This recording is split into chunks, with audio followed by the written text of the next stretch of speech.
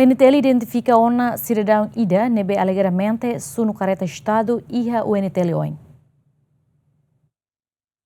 Polícia Nacional Timor-Leste lihusi Direção de Investigação Criminal Nacional iha quintane identifica ona cidadão Ida ho inicial ADC nebe alegadamente sunu careta Estado Ida iha manifestação lorong darua iha UNTL oin. PNTL mos bolona cidadão ho inicial ADC ne ho di halo investigação konaba aktu nebe nia komete mai be haruka fila falibauma. Video record balu ramelos kata kami halo penculikan lain.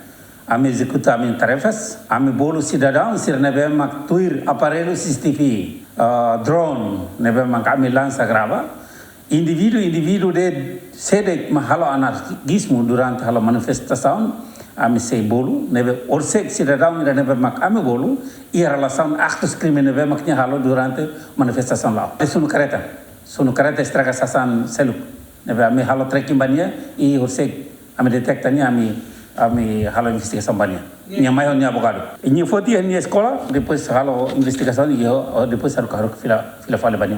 Escola Nobel da Paz.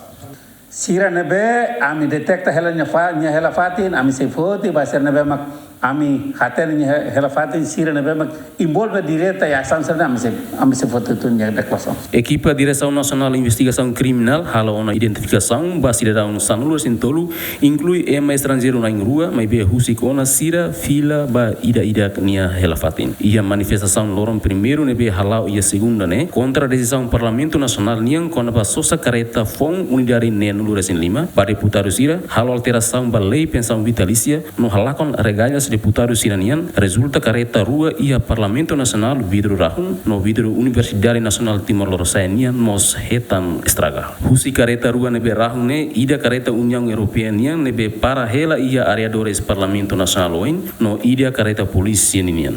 Alien dene husi manifestante na inen nebe monu na intolo evacua keras po hospital hudi hetan tratamento tanpa hetan tuda no na intolo selu kona gas lacrimogêneo. Ia manifestação lorong segundo resulta careta Estado ida hetan sunu no ema balong hetan conectoran hodi hamoso traumático iha parte ulung.